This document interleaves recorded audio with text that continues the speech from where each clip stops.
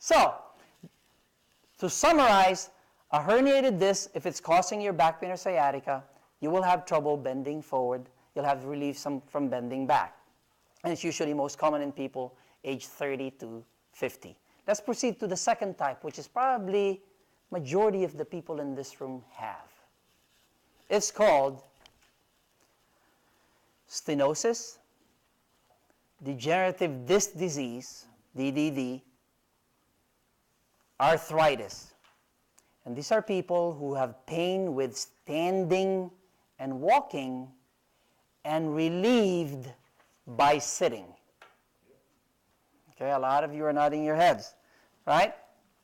So let's start with stenosis. What's stenosis? We know that over time, as we get older, our discs thin out.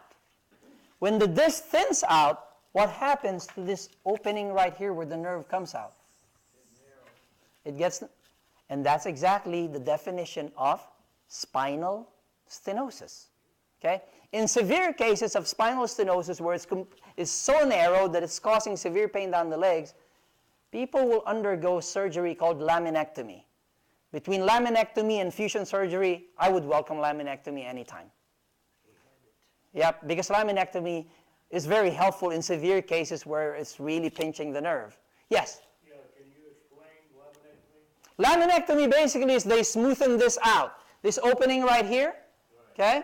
So when I get to the next part, arthritis part, because this joint right here gets arthritic as the disc degenerates, it starts producing spurs. And so what they do with laminectomy is they try to smoothen that out to create more room for the nerve. It's not as invasive as fusion surgery. So between the two, laminectomy would be the easier one and usually get great results, lasting results too. I've had a laminectomy. Did it help you? I still have back pain, and I still have sciatica. There isn't a heck of a lot that they can do for me. And in that case, it may not be entirely because of just that issue. Yeah. Okay? Because when we discuss the third issue, there's a most commonly ignored condition in the back. Because medical practitioners, including physical therapists, chiropractors, physicians, surgeons, doctors, orthopedic doctors, primary care physicians, they miss this condition because it doesn't show an MRI or x-rays. And we'll discuss that later on. But let's proceed with spinal stenosis. So, if it narrows, obviously that nerve comes out of there, then it could cause symptoms down your leg.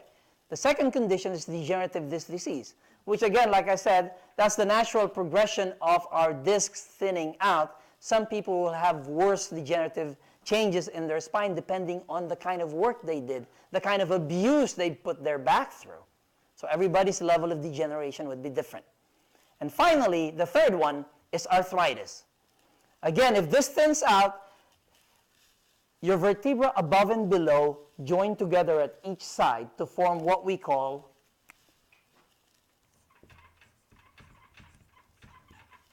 a facet joint. Anybody have heard of facet joint? Anybody have received an injection into the facet joint? Okay? So if the facet joint gets inflamed, if you go to a pain management doctor, they will inject that. You might get some relief for a while. Again, it's just a patch because it's not fixing the issue. Okay?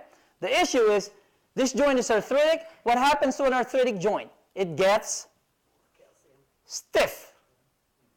That's why we're really stiff in the morning. Okay? So what needs to happen is you need to get that joint moving better. That's really how to handle an arthritic joint in the spine. Let's proceed. So as a recap, someone who's suffering from spinal stenosis, arthritis, and degenerative disc disease are usually people over the age of 50. Okay? They will have more pain with standing and walking, and they would get relief from sitting or even lying down. Now, the third cause